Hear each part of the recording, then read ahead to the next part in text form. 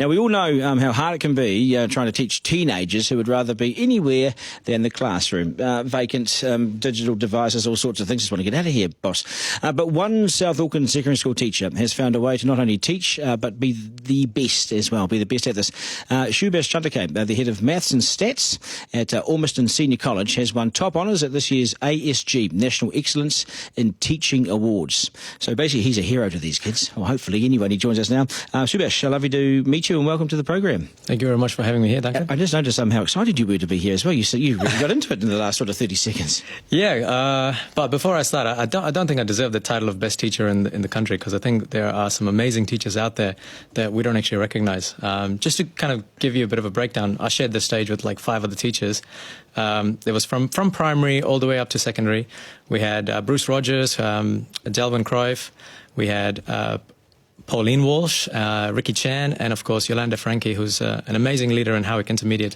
They're now officially household names, you see, because we've told the households the best teachers. But as Mark always says this as well, you've got to have a winner. I mean, we can't have you all as the best. You know, it has to be one that stands out, and it's you. What is it that makes you different to?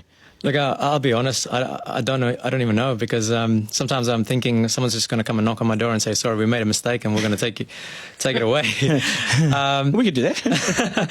But I guess if I can think about it, is that I'm not actually afraid to fail, because I've failed throughout university. I've failed in a lot of things, but I always keep getting back up. And what did it teach you? Because I agree with this absolutely. You only ever really learn from your failures. So what is it that you learned? Just keep persevering, because if you have like a goal, and as long as you have people that are supporting you, you can just keep persevering with your goals. And my school at the moment, they encourage me to fail. As a leader, I'm encouraged to fail and fall and try and just keep moving forward. It's not a common thing, though. A lot of people in public life, politicians or whatever, they don't like to seem to be failing publicly. Yeah, but if I fail publicly, then people can see that and say, actually, if he can do it, why can't I do it? And so you kind of start slowly inspiring students that way, because most students at the moment are actually afraid to fail, and that's where their biggest fear is. But if they can Is that the system, is it? Is that how the system is? Well, if you look at it at the moment, we've got kids that are actually sitting assessments on a weekly basis, especially at a senior level. And you look at their mental well-being and how they are adapting to the situation they're placed in.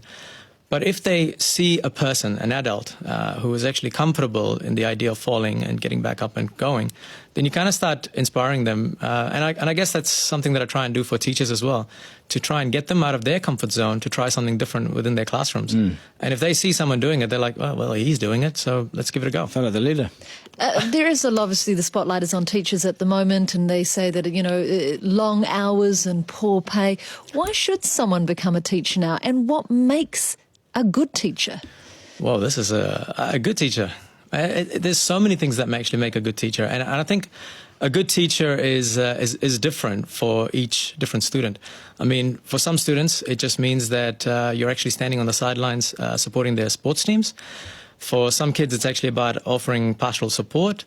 So it's different for different students. Do you have a strength and a weakness in your own mind?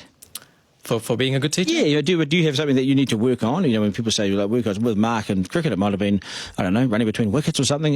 With me, it's everything. Was it? I think as a teacher, you kind of just adapt yourself to what the student needs are. So, sometimes it might be that you might be good at using technology, but sometimes it might mean that you need to work on the relationships with kids. And the thing is, people look at me and say, oh, you're doing great kind of work. But I say, no, I can keep improving myself. But the other thing also is that there is also such thing as a bad teacher.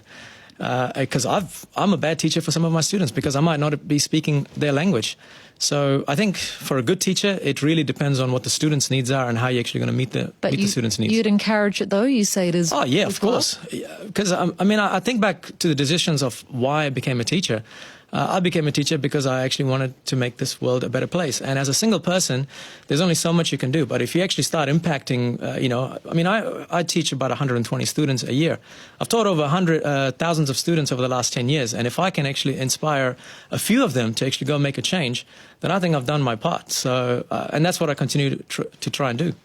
For the record, I was a good runner between the wicket. Brendan McCullum ran himself out on his one-day international debut. That wasn't my fault. Oh, no, there's question marks about you still on that. You No, he didn't account that he was running with a slower partner. It was his fault. Now, you talked about failure earlier on, and I can't understand how a teacher fails. I mean, well, how do you define failure in teaching?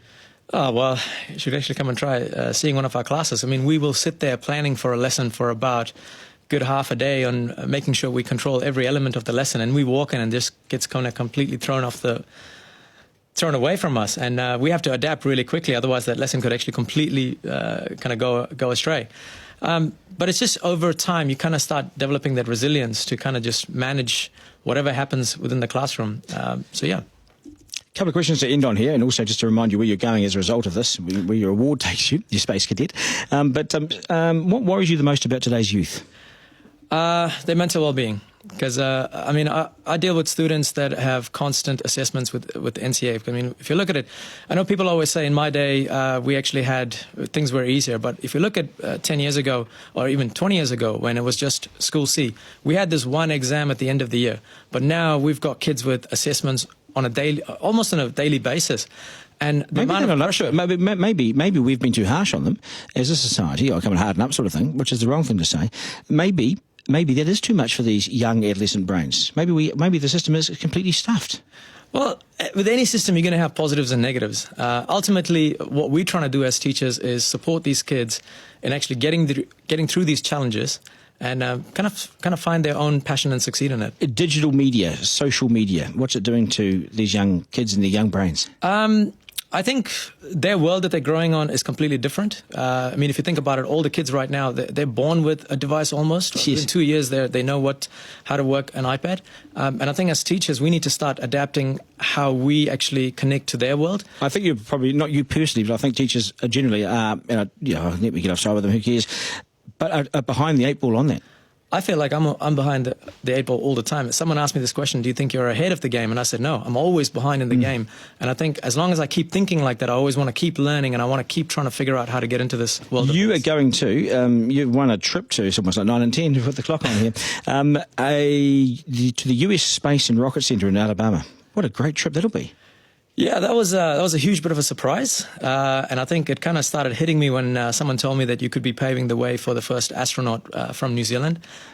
Felt a bit of responsibility, but I think maybe I can do some kind of magic with that. Right, we'll ring the bell. Class is out. That's us. Subash Chandar K, I appreciate your time on the program. Hey, all the very best, and good luck. Thank you very much for having me here. You're very welcome.